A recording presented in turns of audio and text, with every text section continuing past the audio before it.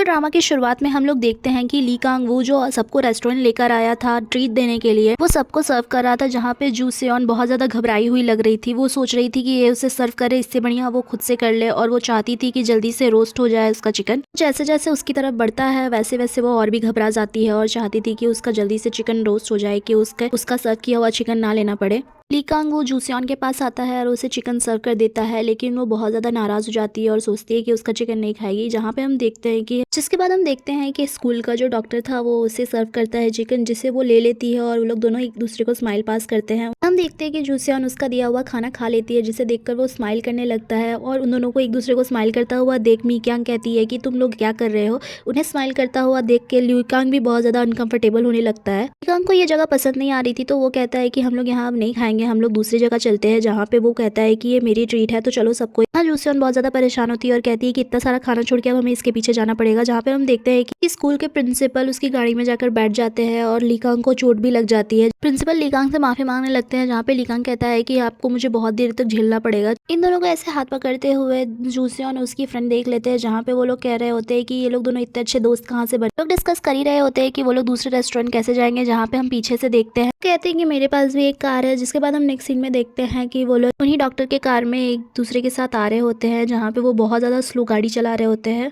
उन्हें इतना स्लो गाड़ी चलाते हुए देखकर दोनों बहुत ज़्यादा अनकंफर्टेबल हो जाती है, जहाँ पे मी क्योंग उनसे कहती है कि मुझे भी गाड़ी चलाना आता है, तो क्या मैं गाड़ी चला सकती हूँ। यहाँ पे वो कहते हैं कि नहीं नहीं आप बैठो, आप तो मेरी मेहमान हो। जिसके बाद हम देखते हैं कि वो लोग दोनों ली क्यांग की बातें करने लगती है और उसकी बुराई कर रही होती है, और क्योंकि हमारे डॉक्टर ली क्यांग के कज़न है तो उन्हें भी बहुत ज़्यादा अनकंफर्टेबल फील होने लगता है। जहाँ पे हम ली क्यांग को देखते हैं जो लिपस्टिक लगा रही होती है, लेकिन अचानक से वो ब्रेक मारते हैं और उसका लिपस्टिक बहुत ज़्यादा खराब हो जाता है। जिसके नेक्स्ट सीन में हम देखते हैं कि वो लोग रेस्टोरेंट पहुंच चुके थे, जहाँ पे वो अपना लिपस्टिक साफ कर रही थी। रेस्टोरेंट को देखकर जू सेओन कहती है कि लगता है कि मैं यहाँ पे कभी आई हूँ। जहाँ पे मी क्योंग कहती है कि तुम तो आई थी ना यहाँ पे जब तुम्हारा बॉयफ्रेंड आया था। हाँ, ये सुनते ही जू सेओन को याद आ जाता है और वो कहती है ये तो बहुत महंगा रेस्टोरेंट है, मैं जा रही हूँ ली कांग का खर्चा करवाऊंगी, और वहाँ से चली जाती है खाना ऑर्डर करने के लिए। कॉरिडोर पे भागते भागते किसी से टकरा जाती है और हम देखते हैं कि वो उसी का एक्स बॉयफ्रेंड रहता है, जो बहुत ज़्यादा पी रखा होता है। ऐसे देखकर वो बहुत ज़्यादा शॉक हो जाती है, जहाँ पे वो देखती है कि वो इसी हालत में गाड़ी चलाने की कोशिश करने वाला था, जहाँ पे वो उसे रोकने जाती है पीछे पीछे। तो उसके पीछे जाते ही उसका चाबी से मरो ना, ऐसे दूसरों की जान क्यों खतरे में डाल रहे हो।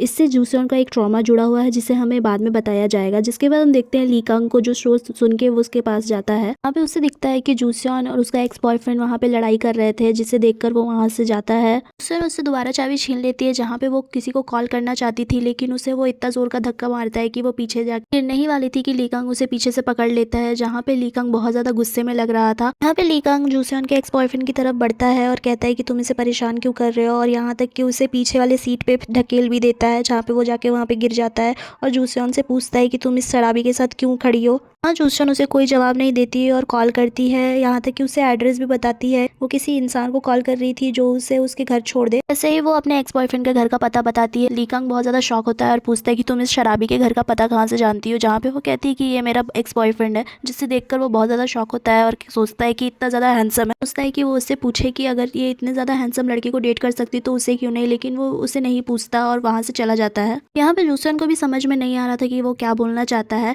लेकिन हम लोग देखते हैं कि ली कांग को याद आ रही थी कि वो उसके भाई के साथ थी, लेकिन उसे नहीं पता था कि वो उसके भाई है, तो वो सोचता है कि वो भी इसके बॉयफ्रेंड ही है। ली कांग ये सोचते हुए वहाँ से चला जाता है और जू सेओन बहुत ज्यादा शॉक हो जाती है। यहाँ हम ली कांग को देखते हैं जो कि एक अच्छे रेस्टोरेंट में सबको लेकर आया था, और देखते हैं कि जू सेओन उसे देखकर बहुत ज्यादा गुस्सा हो रही थी। उसे पुराना वाला जू सेओन याद आ जाता है, जहाँ पे हम देखते हैं कि वो उसे याद कर रही होती है कि कैसे उसने उसे रिजेक्ट किया था मोटा और भद्दा बोलकर, और देखती है कि इसने अपना आप को इम्प्रूव कर लिया है। क्यों जैसे ही उससे पूछती है कि क्या हुआ, वो बहुत ज्यादा हड़बड़ा जाती है और कहती है कि कुछ नहीं। जहाँ पे वो बहुत ज्यादा खाने लगती है, जिसे वो नॉर्मलाइज कर रही थी कि खाना नॉर्मल होता है, जिसे ली कांग देख के बहुत ज्यादा शॉक हो रहा था कि ये कैसे खा रही है। इसके बाद हम देखते हैं कि ली कांग खाना ऑर्डर करता है, जहाँ पे वो सबके लिए सिर्फ और सिर्फ ग्रीन लीफी वेजिटेबल्स लाकर रख देता है। पता नहीं है इसमें खाना था या नहीं था, लेकिन समझा भी सकते हो। लेकिन अगर कोई अडल्ट ही 15 सालों से ऐसी बातें को मन में दबा कर बैठा है और बदला लेना चाहता है, तो आप उसके लिए क्या करोगे। ली कांग बहुत ज्यादा गुस्सा हो जाता है और कहता है कि तुम क्या बोलना चाहती हो। सारे लोग उनको झगड़ते हुए देख रहे होते हैं, जहाँ पे प्रिंसिपल सर खड़े हो जाते हैं और जू सेओन को कहते हैं कि तुम चुप हो जाओ और बैठ जाओ। जहाँ पे मी क्योंग आ जाती है इन दोनों को डिफेंस में, और हम देखते हैं कि वो जानबूझ के ली कांग को ड्रिंक देने के बहाने उसके कपड़े में ड्रिंक गिरा देती है और हंसने लगती है। जहाँ पे ली कांग उसे कुछ बोल भी नहीं पाता। जूसेon को समझ में आ जाता है कि मीक्यूंग उसे बहुत ज़्यादा डांटने वाली है। लीकांग अपने शर्ट को वॉश करने के लिए वहाँ से चला जाता है। यहाँ पे हम देखते हैं कि रही होती है और जूसेon बहुत ज़्यादा डर जाती है उससे। दूसरे ही सीन में हम देख रहे होते हैं कि मीक्यूंग जूसेon को बहुत ज़्यादा डांट रही होती है और कह रही होती है कि वो तेरा करियर 1 मिनट में खत्म कर देगा और तू उससे मुंह लगा रही थी।